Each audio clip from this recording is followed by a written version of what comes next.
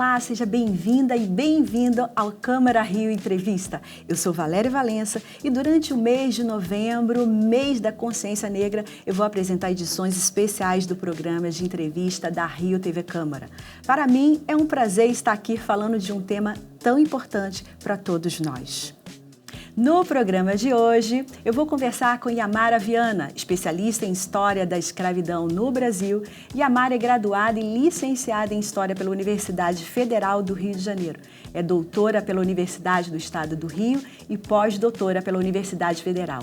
Hoje, Yamara dá aulas em 2 universidades, na PUC e na Universidade do Estado do Rio. Seja bem-vinda, Yamara! Um prazer ter você aqui participando do nosso programa. Eu falei certo o seu currículo, né?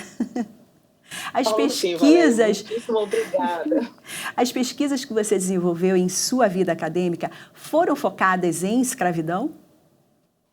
Sim, no início, não, né? Na graduação eu trabalhei com outro recorte temporal e espacial também. Eu comecei a trabalhar com escravidão, né, com corpos escravizados a partir do meu mestrado. Aí eu comecei a trabalhar com a questão de morte de escravizados na região de Vassouras, aqui no Rio de Janeiro. Hoje eu ampliei um pouco o meu recorte, então eu trabalho, né, pensando as conexões atlânticas também. Brasil, conexões atlânticas, Caribe francês, também pensando na escravização de africanos e seus descendentes. Para começar, eu gostaria de pedir já para você explicar para a gente sobre 2 conceitos básicos, né? O primeiro é o racismo. E eu queria aproveitar também para perguntar por que nós podemos dizer que na nossa sociedade existe um outro conceito que é muito conhecido, que é o racismo estrutural.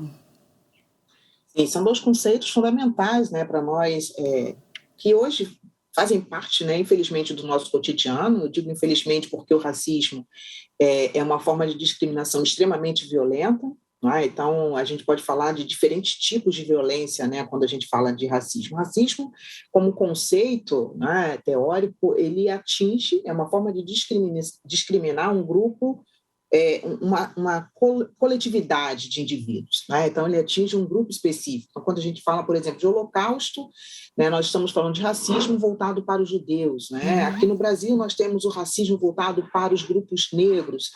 Então, conforme a lei, né, 7.716 de 1989, essa basicamente é a forma mais rápida de se pensar o que é o racismo. Então, é uma forma de discriminação relativa a uma determinada coletividade, né? E é um crime, né? Na nossa sociedade é um crime que é inafiançável e imprescritível.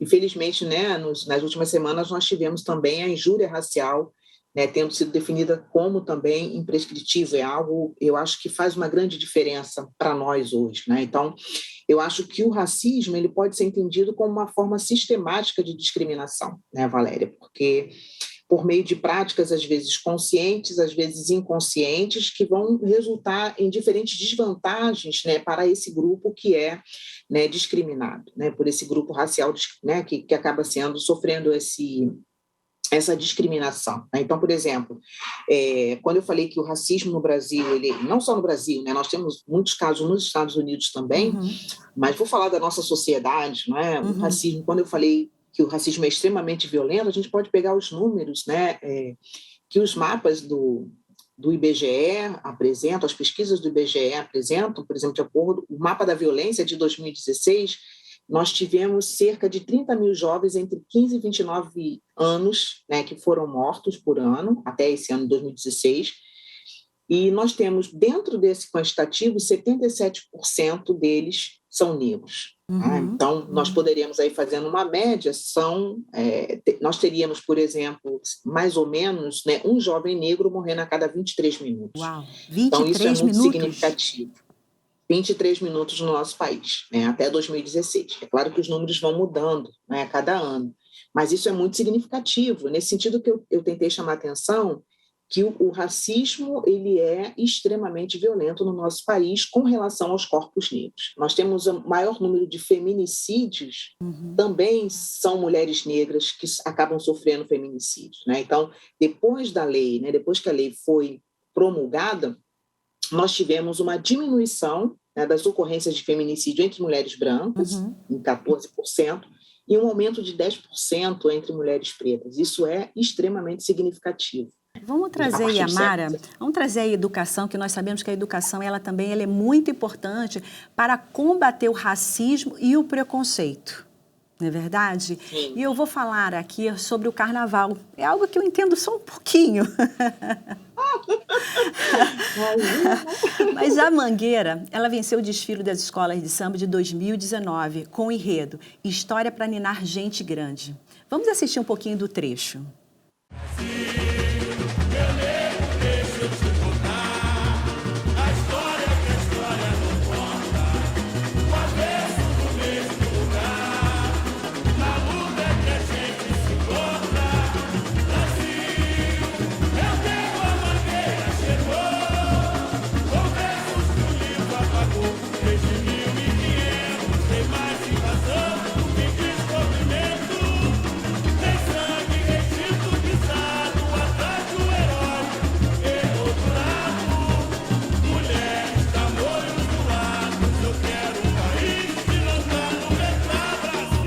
Nossa, é muito forte, né? É arrepiante, né?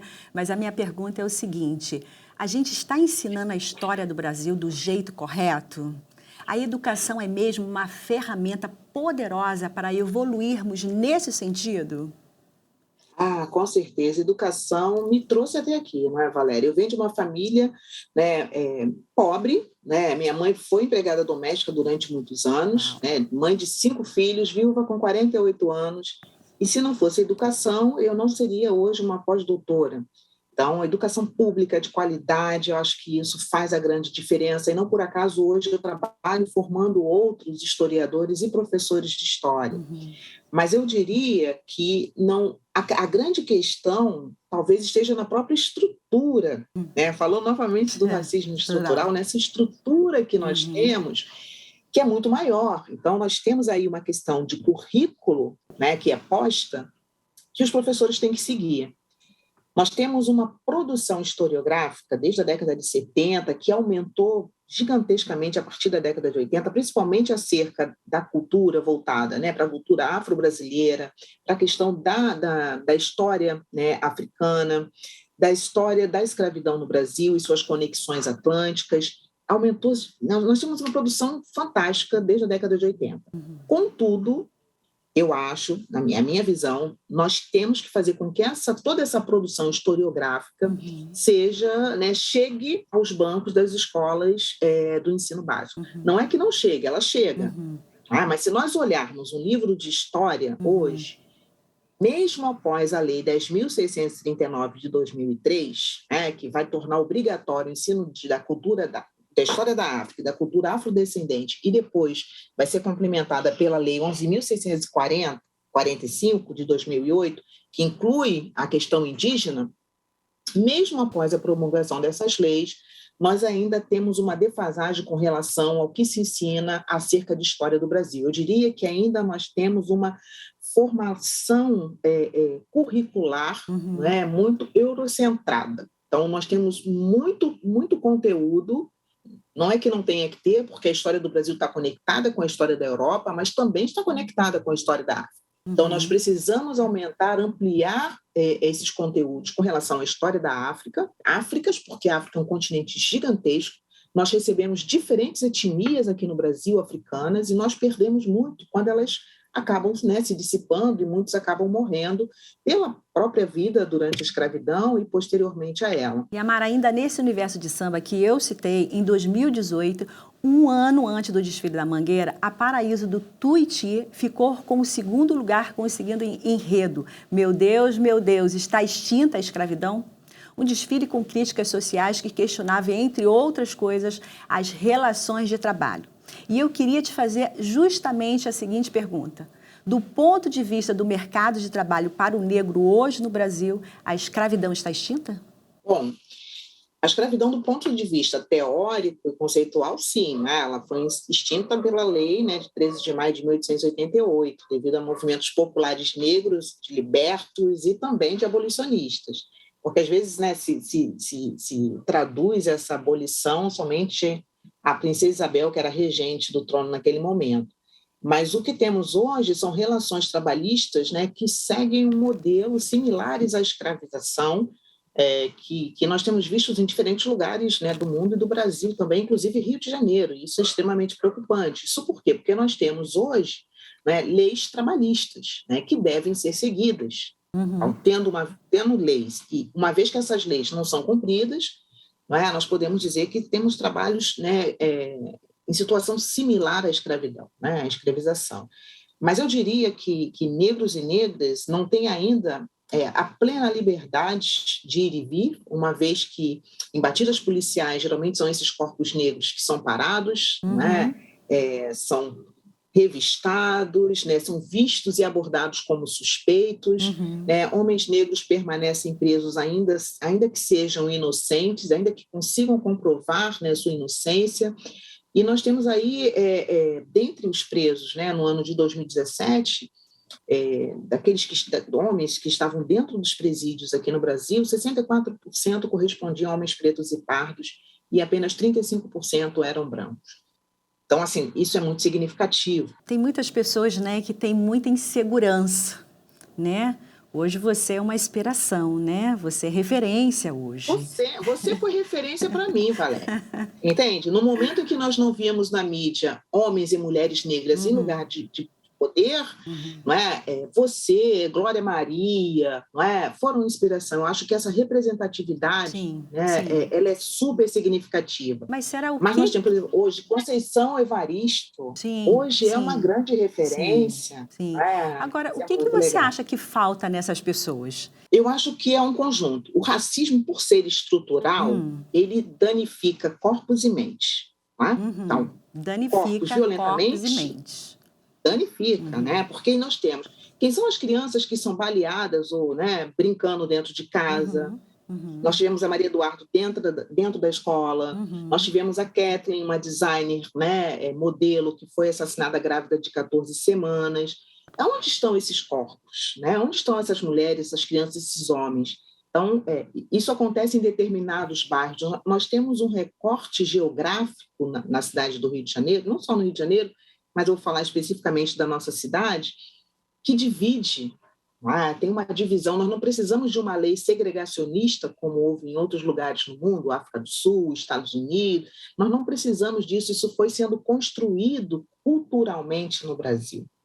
Então, quando né, nós pensamos no racismo estrutural, ele está colocado aí. Então, a pessoa negra e branca, nós todos, né, como sociedade, nascemos e somos criados dentro da mesma sociedade. Então, a visão de mundo que é compartilhada é de que o negro é inferior ao branco. Esse é o racismo. O racismo ele surge com base na raça, tentando inferiorizar uma determinada raça, né, e colocar a outra como sendo superior. Eu participei de um concurso de beleza onde a produção do Hans me encontrou o tradicional Garota de Ipanema, que só tinha meninas brancas. Né? E eu estava ali no meio, porque no início eu comecei a participar das eliminatórias e até então não tinha candidatas, né? Então, o que aconteceu? Eu estava ali, fui até o final do concurso, eu não desisti, porque eu acreditei em mim que eu era capaz para estar ali. Entendeu? Então, eu acho que a gente tem que ultrapassar essas barreiras. Sabemos que existe racismo no Brasil? Sim, e muito. Né? Foi o que você falou, consciente ou inconscientemente. Né? Então, assim, hoje eu não estaria aqui se eu não tivesse essa autoconfiança, essa autoestima, né? De saber que o meu cabelo é bonito e que a minha cor é linda. Eu acho que é o que falta um pouquinho em nós. Sim, eu acho assim, a base familiar ela é muito importante.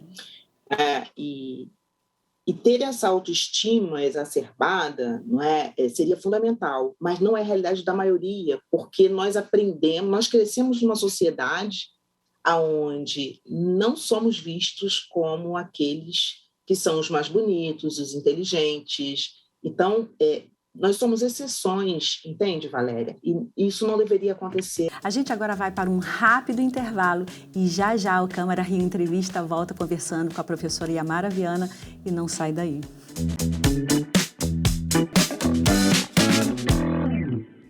Câmara Rio Entrevista está de volta e eu converso hoje com a historiadora Yamara Viana, especialista em história da escravidão no Brasil.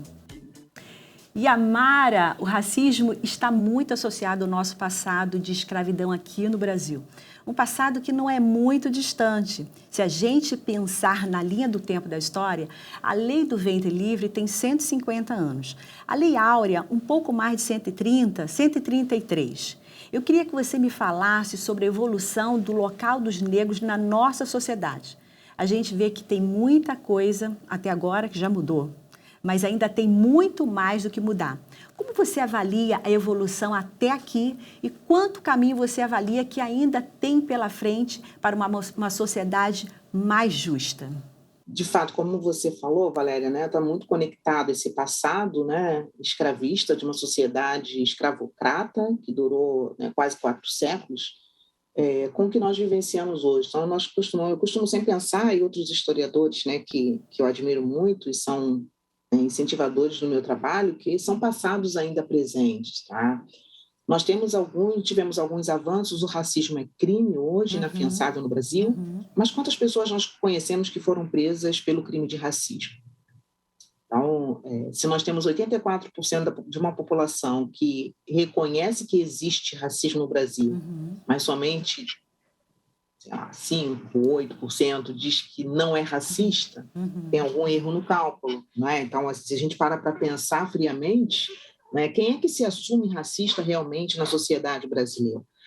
Mas os crimes de racismo eles acontecem, não é, cotidianamente. Como eu disse inicialmente na nossa conversa, o racismo ele é violento, ele mata cotidianamente, né, crianças, jovens, negros no nosso país. Isso é muito grave. Então, nós tivemos avanços? Sim. Nós temos uma legislação que diz que o racismo é crime? Sim. Nós temos uma lei de educação, que é a Lei 10.639, que diz que é obrigatório o estudo, né, de África e da cultura afrodescendente? Sim. Incluindo a indígena, posteriormente, com os 1645. Mas e na prática? O que nós vemos na prática, efetivamente? Nós ainda vemos muita violência com relação à população negra. Se nós olhamos para os moradores de rua, majoritariamente são pretos e pardos, né? Eu acho que ainda temos um caminho muito longo a ser percorrido. Então, enquanto a lei, efetivamente, não for posta em prática, eu digo em ações efetivas, nós não teremos mudanças tão significativas. Nós precisamos mexer, eu acho que nessa estrutura, né? Nós falamos do conceito de racismo estrutural e como ele está arraigado, né? Como essa visão de mundo com relação aos corpos negros faz parte de toda uma construção cultural, né, da nossa sociedade. Enquanto isso não for ressignificado, não for modificado, nós não teremos mudanças significativas, porque nós continuamos sendo vistos como os grupos, né, como pertencentes às classes perigosas, né? Assim definiu um historiador chamado Sidney Chalub, que era professor da Unicamp. Então, essas classes perigosas ainda, né, são vistas como a população negra. Então, esse olhar, essa percepção de quem é o negro na sociedade precisa ser modificada. A gente reconhece, por exemplo, né, o Brasil não perde talentos negros no esporte, né, na música, mas perde talentos negros no mundo intelectual, entre escritores, professores, né, cientistas. Então, nós precisamos aí valorizar toda essa intelectualidade negra, né, que está produzindo. Temos muitos doutores negros, nós precisamos desse reconhecimento e da ressignificação desses olhares para os corpos negros. Acho que é uma mudança nessa própria estrutura da sociedade. Isso, claro, vai levar tempo, como você bem colocou. Há 150 anos foi promulgada a Lei do Ventre Livre, há 133 a Lei Áurea. Então, assim, historicamente é muito recente. Tivemos avanços, certamente, sim, mas do ponto de vista do nosso cotidiano, o racismo ainda continua sendo extremamente impactante, né? Nós perdemos vidas. Como eu falei, a cada 23 minutos um menino negro, né, é morto no Brasil. É um jovem negro entre 15 e 29 anos. Vamos continuar falando de lei, né? Desde 1989, Sim. existe uma lei que considera crime qualquer manifestação que exclua ou discrimine uma pessoa em função da sua cor de pele, que é exatamente o que a gente está falando, né? Essa lei prevê pena de prisão para quem cometer crime de ódio ou intolerância racial. Por essa lei, as pessoas não podem ser discriminadas em oportunidades de emprego, concursos públicos, acesso a lojas, estádios ou estabelecimentos públicos. A lei também proíbe a divulgação de mensagens racistas. Como você vê a aplicação dessa lei prática?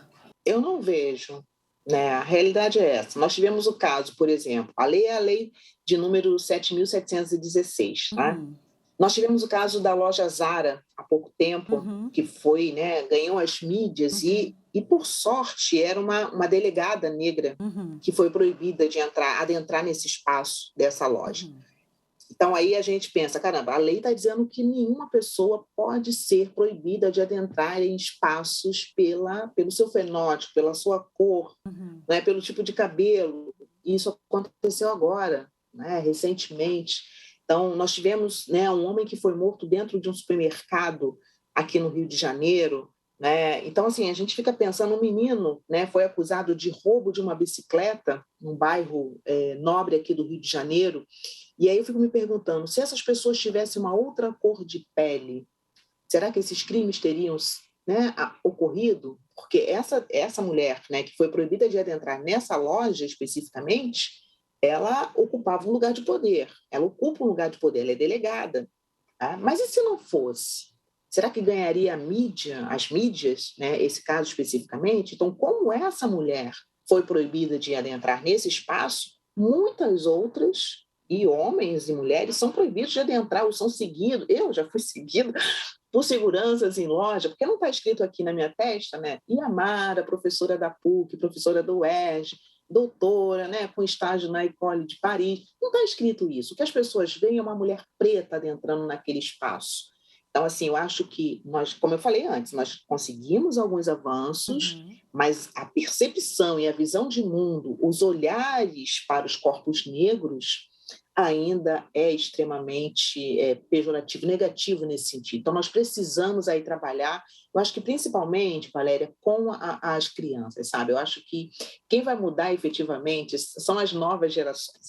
Elas já vêm com percepções Uhum, de mundo muito diferenciadas. Então, assim, acho que a relevância também, né, de uma educação antirracista uhum, é fundamental. Então, assim, é algo que está sempre presente nas minhas aulas, não tem como não estar, uhum, né? É algo que eu sempre chamo a atenção dos meus alunos em processo de formação inicial de professores e de historiadores, é esse cuidado de olhar para o outro, né? Como é que eu estou trabalhando essas questões? Bom, eu sou um professor, eu estou dentro de uma sala plural, uhum, né? Heterogênea, com diferentes alunos, ou ainda que não seja, ainda que eu esteja numa sala, né, de uma classe média alta no Rio de Janeiro, que só tenha alunos brancos, e eu também seja branco, eu tenho que mobilizar, porque é uma questão que faz parte da nossa sociedade, né, da estrutura da nossa sociedade. E É uma questão extremamente relevante. Yamara, o que você diria para jovens negros e para jovens negras como nós, que enfrentam, né, diariamente tantos desafios na nossa sociedade?